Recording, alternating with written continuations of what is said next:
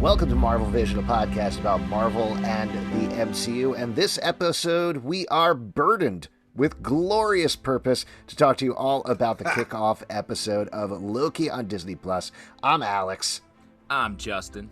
I'm Pete. And this is it. This is the one so many folks have been waiting for. We got WandaVision, which I think was a nice surprise.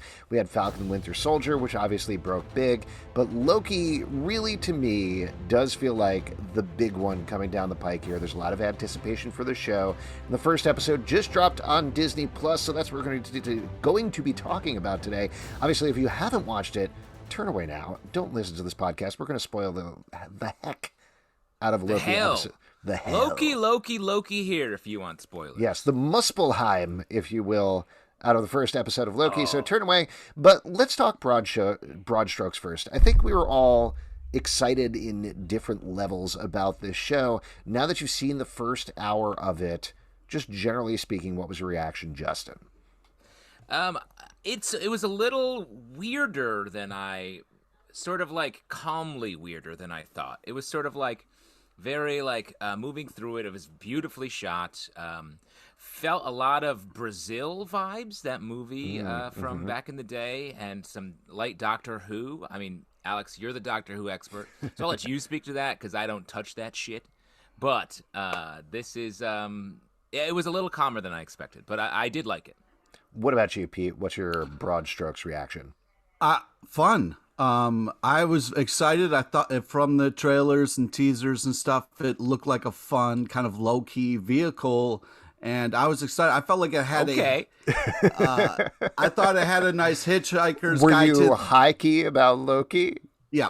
I thought it had like a Hitchhiker's Guide to the Galaxy type of feel. I thought it was, and Owen Wilson, just come on. I mean, it's just Owen Wilson being magical, even though there's no magic there. So he's breaking all the rules.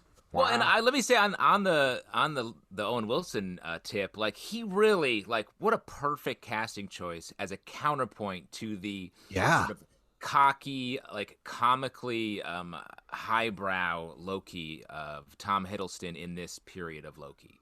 It's a real Marvel just crushes it in the casting department. I feel like we learned that again and again during our Phase 1 rewatch we just finished about just how good of a job they do in the casting department. I agree with you guys. A lot of this episode was, I think, adjusting my expectations of what I thought the show was going to be and what it actually was. Going in, maybe based on the trailers, maybe based on what we've known in the past about Loki. And as you mentioned, Justin, if anybody hasn't listened, we did a rewatch of Phase 1 on the past couple of episodes of the podcast, which I thought honestly was a really good lead up for this. I was really happy that we watched Avengers last week before we saw this, because they clearly, honestly, if you haven't rewatched Avengers and you're watching Loki now, rewatch it. It's totally worth it. It gives you the full sort of You kind of do watch it a little bit in this though too. Yeah, they do, and we'll get to that in a moment, but they do a great job of recapping you emotionally through everything. But I expected sort of a Romsamillion type of just jaunt through the multiverse going on here. And Romsamillion, as we know, is your longtime TV review blog, right? Romsamillion. Mm-hmm. Yeah, check it out, romsamillion.biz. I couldn't get .com. I know. Well, I actually own romsamillion.com, but that was from a sexual and sort of an erotic novel I was writing. Oh, yeah, no. By the way, I got to get you those notes back on the chapters. Yes, I know. And I know the chapters it's like a very long, it's a 1,000-page erotic novel, mostly sex, not a lot of lead up. So it's just graphic sex. Please stop. Yeah, please stop. I'll move on in a second, but just one note is at a certain point in and out, you can find other words to say that, because it's just kind of over and over and over again at a certain point, which I appreciate in a very James Joyce level. But I've never described sex in any other way but in and out. If you have another way of describing it, tell me, because I need it, both in my novel and in my personal life. I expected Loki to be a goofball romp, partially, I think, because Michael Waldron, who's the showrunner, worked on Rick and Morty. So that was somewhat of my expectation there. That's not what this delivered. And the more that I thought about it, the more that I really appreciated what was going on in this episode, because it's much more emotionally grounded. Like you're saying, it's a little slower than I expected, but doesn't feel slow at the same time, if that makes sense. Like it doesn't feel like Stuff's it drags. happening. Yeah, exactly. Well, and I was going to say. Well, the last thing that I was going to say that's apropos of the discussion we were having the past couple of weeks about the character of Loki is it really gets into something that we've never seen in the MCU before, which is this very emotionally grounded take on the Loki character versus what happens in Avengers, where he just keeps getting set up to be knocked down the entire time. Pete, what about you? Well, let's talk, I guess, a little more specifically about that. How did you feel about Tom Hiddleston as Loki in this episode? Oh, it's fantastic. He's doing such a great job, and it was fun to kind of see, him like watch his life and then kind of react to it. So that was nice, kind of like, as Justin says, inside the head a little bit. So I very much enjoyed that in the performance. And a lot of it was his performance it was just constantly being undercut. He's being undercut because he doesn't have his powers. He is wrong sort of throughout the whole episode. He gets called a loser, which is something we talked about in the Avengers podcast we just did. Like he loses so hard in Avengers, and here it's like he gets called out for being a loser and then has to come to grips with his life as a failed god, essentially, which they do a lot of work with Loki to put him in a place to be sort of a protagonist and hero, which they did over several movies in the rest of the timeline of the MCU. And here they do it over the course of several minutes, which I thought was impressive. To that point, just the acting work that Tom Hiddleston does in this episode to take you back and give you the Loki, even though it's technically directly after Avengers Endgame, it is really right after Avengers, where he spent a day destroying New York. He killed Coulson, I think, earlier that day or the previous day. He got beaten the shit out of him by the Hulk. Cartoon, taken downstairs and then ends up in a desert, gets taken here, everything just knocked down over and over again. And that not only do you have to have Tom Hiddleston channel that Loki, but that he has to go through processing all the awful things that have happened to him over 10 years of movies. And then also will happen, like the stuff he has. That's what I'm saying. He has to process what happened in Thor: The Dark World, which is tough for all of us. Honestly, he has to practice Thor: Ragnarok, Avengers: Infinity War, Avengers: Endgame, and ultimately dying at the end there, and then coming to grips with that, and coming out as potentially a new Loki at the end, or at least having a new purpose there. We can certainly get there and talk about that a little later on, because I think that reaction and what happens towards the end of the episode is very interesting. But just great stuff from Hiddleston. It is funny hearing you describe what he does in this episode, where he does a little bit of a rewatch of all the MCU movies. It's very funny that, like, at this point, do all the characters in any series or new movie, are they going to have to be like, right, so I was, let me get this straight, I was on in space for a while, like just really recapping themselves. This very specifically made me think about what's going to happen in Guardians of the Galaxy Volume 3, because that's the place where we have a different Gamora from a different timeline. So I feel like in Guardians of the Galaxy fashion, they'll probably explain it as, she's a different Gamora, she doesn't know us, don't worry about it, and move on from there. This obviously had to, by definition, by the, what the plot of the show is, really dig into the whole thing more, but it never felt like exposition, which is a very difficult feat to meet. Yeah, but I think because they tied it so much to Loki's emotional state, and like he was rewatching his life, not to just be like, got it. He was like, oh wow, I'm looking at this from an outside eye for the first time, and I see that I've been so wrong and so sort of small-minded in the way I've looked at things. And then they do some great sort of backflips here by he's like, I need to change. And he's like, oh wait, this place is actually way more powerful than all the other shit I've been chasing after. Maybe this is how I become the god I want to be. So he gets to be the god of mischief at the same time. He's like, I'm actually a little bit better of a person. Yeah, it's impressive. Also, what's key about Loki that has been something that's been running through the whole thing is you want to punch him. You want to, you know what I mean? He's a very punchable face. So like that slow motion, just lip flapping, that was just, I could have Yes. watched that for a while. That was really fun. And a nice callback to kind of like the Avengers where he kind of was a cartoon doll there. And it was very, it was also very fun and enjoyable. But I did like, on the same note, that was definitely, I think, the comedic high point of the episode for me. Just them letting that play out for a very long time. And like you said, Justin, he gets bashed down a ton of times. But the fact that by the end of the episode, he does get to take a little bit of that back and get one over on Hunter B-15. It is, yeah, Hunter B-15, who's played by Wonmi Mosaku. And they have that great fight scene Yeah. that was good, and I think that was important because it's showing us it's not just Loki the loser who loses all the time, Yeah. but somebody who does actually have power and can get one over on people. Just sometimes, like Owen Wilson's character, like Mobius is dialing into, he lets himself lose. So why does he let Yeah. himself lose? And that's something that I think we'll continue to explore over the course of the series. It sort of explains why Thor believes in him, which is something I think they haven't really done a great job of explaining in the MCU. Something they do in the comics a little bit more. But if we're taking as the premise out of this first episode that Loki loses on purpose, he's just shaking things up and keeping it going because that's what he does, then he's a much more sympathetic character, and you can see why someone like Thor would be like, "My brother, he's important. I do this thing. I'm the hero that everyone looks up to. He's the other side of the coin. So we're both necessary."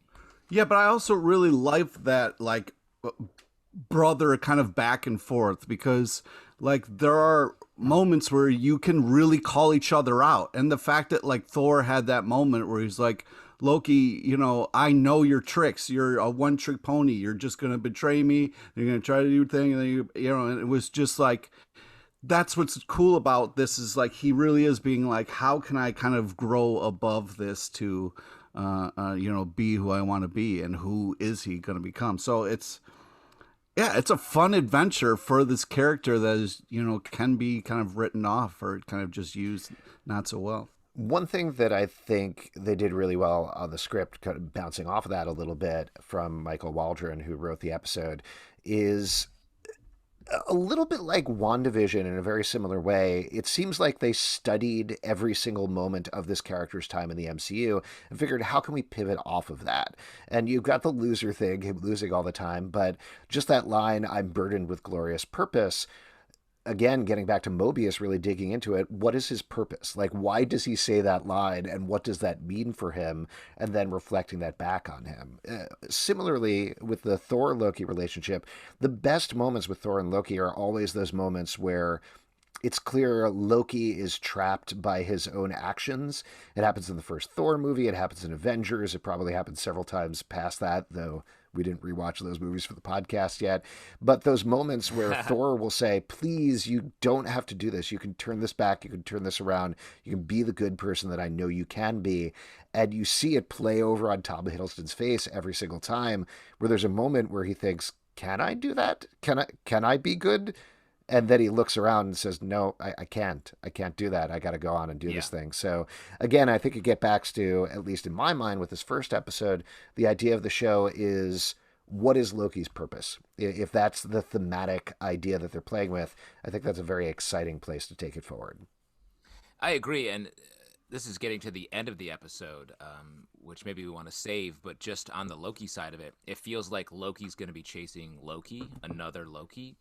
So getting into the duality of that, and like a god of mischief is going to create, he's sort of creating and solving problems, or like if this Loki is like an evil Loki, then it's up to Loki to bring back that mischief level to a tolerable level of mischief, which is what I'm always chasing in my life. And so that's sort of a nice, the themes of that you just said, Alex, and that idea as the bad guy also being Loki is a fun sort of Mobius strip of an activity, dramatic arc for the series. Yeah, and it was a fun reveal of like, of course that's who it is. You know what I mean? Well, it's a villain focused show, right? So who could be Yeah. the villain of the villain? Either it's going to be a hero or it's going to be an even worse version of the villain. And it's such a smart, fun reveal there. Excited to see how that plays out. This is a little side note, but they touch on this in the episode, which I was very surprised and happy about. But in Norse mythology, when you go back to the original Norse myths, Loki's mischief is very like what they're talking about, where he's like, "Oh, I'm so mischievous. I skinned some people and left their bodies to rot in a river." And that's Well, it was a different Yeah. time. That was back when it was like, I cut the knees off all your cows. Gotcha. Very aggressive was- pranks back then. exactly. Comedy, yeah. So I like that. I mean, that's another thing. Comedy that I think has they were- evolved. You know what I Yeah, mean? So it's people. They play on this a little bit with the DB Cooper section where it's like he also plays tricks and he's tricky and he does some mischief. But the fact that they're not forgetting that, yeah, he's been around for thousands of years at this point, and he did have that mischief that they played on in Norse myths as well, which is, by our standards, definitely not mischief. I thought was very nice. Yeah. his Loki's impression of DB Cooper was really impressive. You know, it was just really nice. Yeah, Oh, well, and you know DB Cooper, right? Yeah, good friend.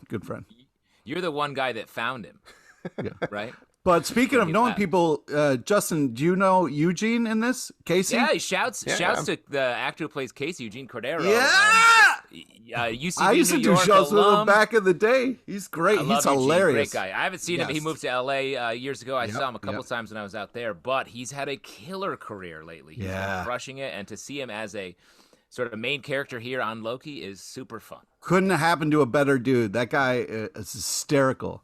He was on The Mandalorian as well, right? Yep. Mandalorian. He was on Skull Island, I think, the movie. Yeah, he was like playing an army dude, like a Jack. And he does a voice on Star Trek Lower Decks as well. So there you go. Big Killing it. A ups. bunch of UCB people write for Lower Decks. He did a character back in the day, which is a break dancer that just had a horrible back injury. It was so fucking funny. So I don't know if he'll break it out here, but very good. I really liked his character also beyond the fact that it was exciting to see him on TV for fleshing out the world of the TVA, which is so weird and so interesting, just in terms of like, he barely seems like a person who understands or anything about the real world. Yeah. Well, yeah, what's a fish, which is a great joke. The whole thing with the Infinity Stones was great. Yeah, and they're just paperweights. Like, it was, fun. well, moment. what I appreciated again about the show is that sort of character could just be there for bits, and certainly the bits work, but it also adds so much more information about Loki and his circumstances. And the Infinity Stones thing in particular just drives home to him, not just that there's power at the TVA that he potentially can take over, but also that the power he's been chasing his entire life means nothing. Yeah, in this world, they're just paperweights. And like to see Loki come to grips with that, like just fantastic. And just this, like that moment where we're seeing Infinity Stones just in a dude's drawer, you know, like in an office, like this guy is way over his head, doesn't know what's going on. And that moment was like, hey, you almost hit me, was such a great, like, you imagine someone, you know, like almost kill somebody in front of you in an office. Like that would be insane. Like it's a fun element to this. Well, and just speaking about how that works in the larger TVA, like it carves out this whole new weird portion of the MCU that we haven't touched on yet, but we are going into. Unlike so many of the other TV shows where it feels like they're operating around the edges of the movies, this feels like it's setting up a lot of the stuff we're going to see going forward with the Doctor Strange movie. And I was really surprised by how much sort of table setting they do and what we assume will be these next movies coming up. 100%. I mean, other than the seriousness, the other thing that surprised me with it not being a Rom Simillion, and again, I got to get you those notes, and I'm really sorry about that. Please, God, Stop. everyone's Don't dying call to that get back. this. Do not. It's a 2,000-page erotic novella, and Have you I'll been tell writing what, during the podcast? Because a little bit. Okay. Just In, a lot out, of in and in, outs. out, in in, and out. out. Stop. It's a lot of copy and pasting, Please. and it's in different. The Please sex is stop. pretty wild. It's at like the foot of the bed, and then also in the regular part of the bed. So it's like crazy stuff. And speaking of crazy stuff, I totally agree with you on how much this is setting up Phase 4. It almost feels like Though there obviously was set up. There are things they're leading into with WandaVision and Falcon the Winter Soldier and potentially with Black Widow. Those feel to me like they're dealing with the fallout of Endgame.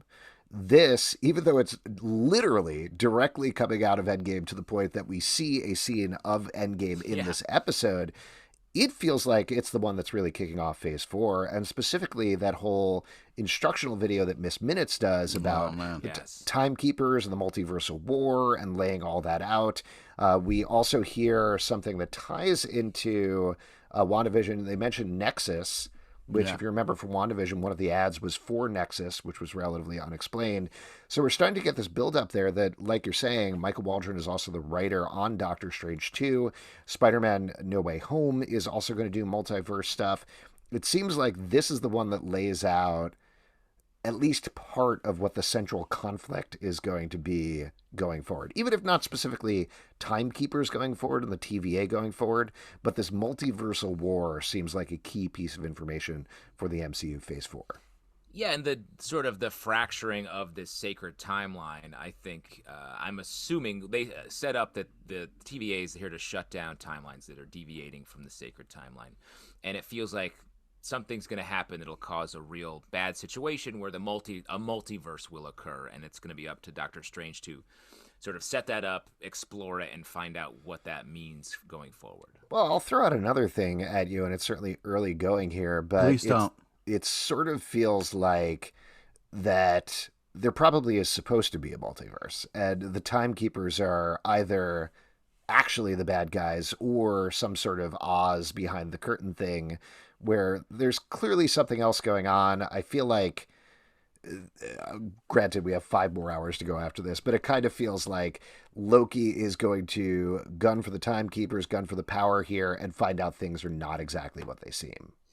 Yeah, I agree. And it also, like, if timekeepers are being, like, sort of very picky and very orderly about everything, that really flies in the face of this redefined Loki that is about both the positive and negative sides of mischief, or the heroic sides of mischief. So it's like, hey, timekeepers, unbutton your top button and get loose. Let's have a multiverse. Well, do lizards have, buttons? You know what I mean? Like, that's your children's book. We're all in publishing. That's your children's book you're working on, right, Pete? Exactly. I don't want to plug. And I know I got to get you notes on that, but just one top line one. A lot of the words are in and out and in and out, and I feel like there are other things the buttons can do. How else would you describe it? If you can invent a new way to say in and out, you let me know.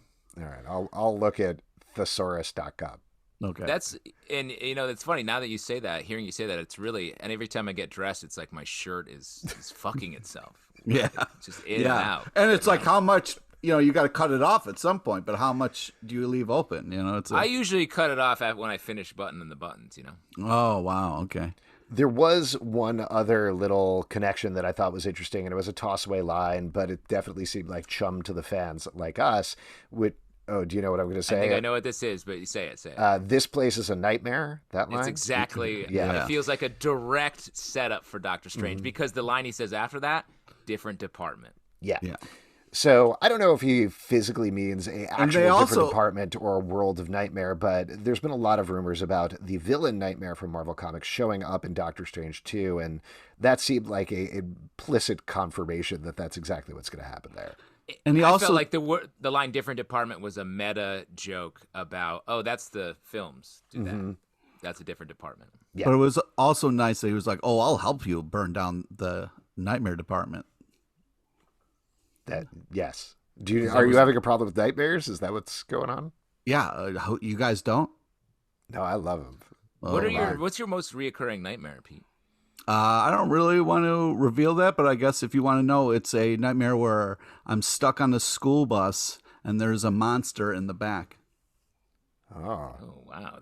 I thought you were going to say something about like spoiling the end of a movie, an MCU movie. Well, that would have been a nice bit, but yeah, then I felt but like you got real. You had to. And the monster in the back of the bus is like you.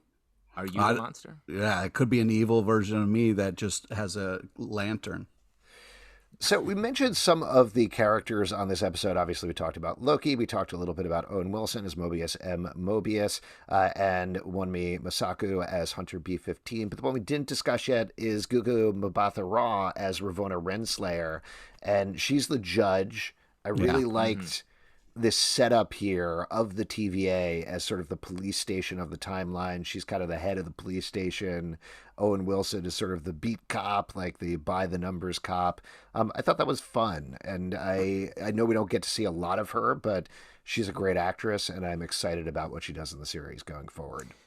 Great. Yeah, it had a great energy, that scene.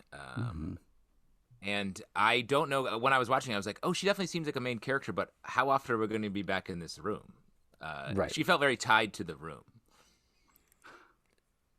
Or Pete, were you about to say something? Yeah, I was just going to say, or because she was in front of the three lizards, that maybe if we see them, we'll see more of her. And the lizard thing, that's a play on conspiracy theory stuff, right? Like about lizard gods creating the universe and whatnot. Yeah, I was in the Denver airport a while ago, and they really lean into the lizard people running the earth underneath the Denver airport, which is Alex, pretty crazy. I don't know what you're talking about. I think the lizards are great and good rulers. 90% of our podcast audience is lizards. I just want to mention that. Apropos of nothing. And it is crazy that, Pete, you just mentioned lizards having buttons. And do you mean the button, like the nuclear button? Like, because they're running shit? Maybe. They always got one talon on the nuclear button, I always say. Let's call out some specific one tail and another tail will replace it. Let's call out specific scenes. Anything in particular you want to talk about from this episode that we haven't mentioned? Yes, so far? I'd like to talk about the beginning. A really cool kind of mirroring where we had Loki kind of fall in the desert like Iron Man, but kind of laying there in the desert when he first puts on his armor. And I thought that was a cool kind of little nod there. Nice. Oh, that was it? Deserts. Okay. That's where I wanted to start, yes. Oh, okay, great. Yeah, I like that scene as well. I don't think it had anything to do with Iron Man, but you could be right. Wait, you're saying they just happened to have two characters kind of do the same thing in the desert and it wasn't a nod to the other? I don't think so. Yeah, no, there was a nod to Luke Skywalker on Tatooine in the desert and Dune. It was a teaser for Dune on HBO Max. It's also mirrors sort of at the end of a meal when you have dessert. If you know, that's like sort of it's like a. I always call that falling into dessert. Yeah. Wow. I want to shout out the Miss Minutes animated sequence. Alex, this felt like a bit Lostian.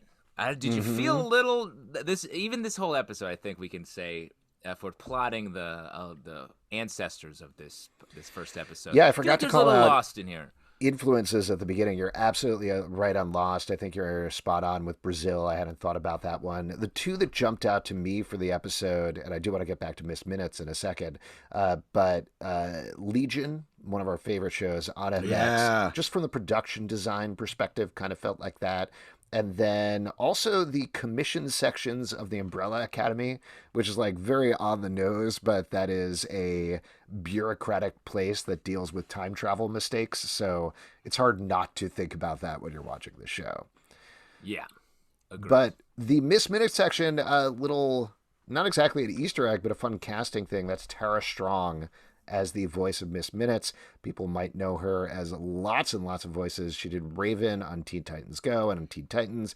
She was also Twilight Sparkle on My Little Pony, Pete. Oh, right. That's why it was so familiar.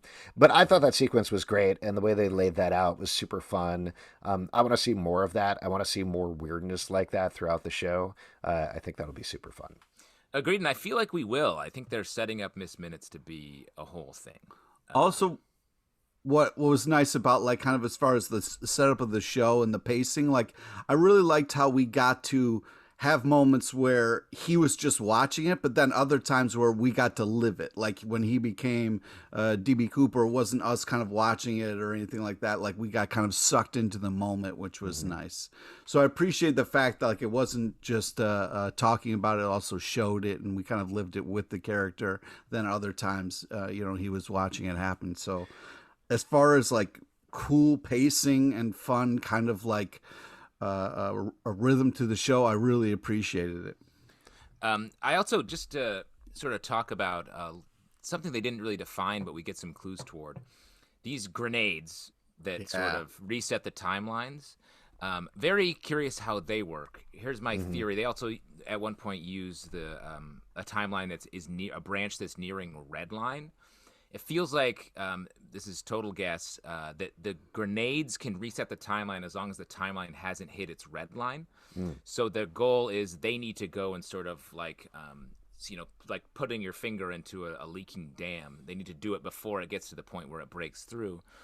And evil Loki getting his hands on a grenade, I think, is an interesting thing. Is he going to try to break open the sacred timeline, use somehow reverse engineering these grenades, or is he shutting off specific timelines that he doesn't like? I would think the evil Loki's trying to explode the multiverse, make it more. I was thinking just try to save his own ass and bring it back to the beginning so he could get out of this crazy TVA place. But that's a great question, Justin. If you had a time grenade, when would you use that in your life? Wow. Okay. I think I would reset the timeline where I wet my pants in the 3rd grade. Wow. Because I did that and then I didn't get caught. 3rd grade, late to be wetting your pants. But I was waiting in line to get a library book I really wanted. Didn't want to lose my place. And I'll tell you what, just came over me. So I want to reset the timeline where I did get openly mocked for that because I got away with it in this timeline, which I'm calling the sacred timeline. Wow, thank you for sharing. A couple of little notes I wanted to throw out there on comic book stuff, and folks might know this who are listening to the podcast, but the Time Variance Authority was created by Walt Simonson and Sal Buscema in Thor 372 from 1986. The bit that they did was everybody in the TVA was Mark Grunwald, the legendary editor, because he was the guy who kept the continuity in his head, so they thought it would be fun for him to be the guy that was enforcing the continuity. On the other hand, the Timekeepers actually came a lot later. They were created by Kurt Busiek and Roger Stern for 2000's Avengers Forever, and this is something that I think maybe will play out if you want to talk wild theories, but Immortus, who is a, antecedent of Kang the Conqueror, worked for the Timekeepers. And then they eventually became these beings called the Time Twisters, who were putting all of reality at risk. So, as usual, I don't think the MCU is going to do all the comic book stuff, but I do think there's something to be said between the connection between the Timekeepers and Kang/Immortus, since we know most probably, Jonathan Majors is going to be Kang in Ant-Man 3. So there's definitely some potential either for setup of Kang or connection to Ant-Man 3 happening in the show at some point. And to look a little bit deeper down the pipe here, like Kang also gets us closer to Young Avengers, something that is being set up in the TV shows, because I believe it's young Kang is actually Iron Lad in the original Young Avengers series. So if this is all doubling back in some sort of Mobius strip to get us closer to Young Avengers, it's a wild journey we're on. That's cool. Also, I just liked how the kind of time police were yelling at variants, because a lot of comic book fans, like, they don't like variant covers, or some of them are really into variant covers. So it's fun to be like, hey, get out of here, you variants. So that was kind of a fun, like, Do you think we're going to get holographic foil Loki at some point in the series? Oh, man, you got to collect them all. Triple gatefold Loki, truly evil. Before we wrap up here, let's move on to our vision board, where we take a look ahead at the next episode and speculate about what we want to see most in episode 2. Pete, why don't you kick it off? What is on your vision board for episode 2 of Loki? Well, I want, it would be fun if we kind of got a curveball and we got to go back and see kind of like Owen Wilson's life and, what brought him to this place. And what was it like growing up with Luke? Yeah. Was it cool? Did you guys fight a lot? Is it a Thor and Loki situation? So I'm excited. That's where I would love for it to go. But either way, I'm just kind of enjoying what they're doing right now, enjoying the ride of it. So, I don't have a too, like, expectations wise, like, I'm having fun with this. on my vision board, I sort of want I think we need a fun, freewheeling episode. We just had this episode, which set out a lot of the emotional stakes. I want to see Loki really cut loose. I want a mission through time where he has to try and fails over and over again to complete this mission, and then he finally learns sort of how to be in this new TVA world he's in. I want to see what the show is a little bit. I love this. I really enjoyed this episode. I thought Disney Plus 6-episode limited series or Yeah. potentially series. It's from Marvel. It's kind of connecting with it. Oh, Yeah, okay. connects with Thank other you. All characters. right. No, I appreciate that. I It's I sort just of mean a rom- this was it's a like lot of Romsamillion. recap. This was a lot of setup. This was a Romsamillion. I think we could all agree on that. I like the setup a lot, but it didn't necessarily. I don't know what the plot of the TV show is. The reason I think I'm not going to get that is Michael Waldron said he wants to completely upend expectations every episode because that feels very consistent with what Loki is about. So I think we're going to get something different next episode, different the third episode, fourth episode, fifth episode, but. Still, like TV watching self wants to know, like, okay, what is this show about beyond now that we're caught up? What happens next? And I think there's a pretty good chance we'll find out what happens next in the second episode of the TV show. We'll see. Interesting. Controversial take. Yeah. Hot take. Well, it could be revealed in Pete's children's book or my erotic novella series. This is the part 1 of 60. And Alex, what book did you say you were working on? Is it? I've been editing it nonstop, and I have it cut down to 2 words. I don't want to say which ones, but it's 2 of them. If you'd like to support our podcast, patreon.com/Comic Book Club. Also, we do a live show every Tuesday night at 7 p.m. to Crowdcast and YouTube. Come hang out. We'd love to chat with you about Loki. iTunes, Android, Spotify, Stitcher, or the app of your choice to subscribe, listen, and follow the show at Marvel Vision Pod on Twitter, Instagram, and Facebook. ComicBookClubLive.com for this podcast and more. Until next time, stay marvelous. Wait, so you're saying In-N-Out Burger isn't about sex? I don't know. They do it animal style. Oh, come on, man. Don't ruin In-N-Out Burger for people.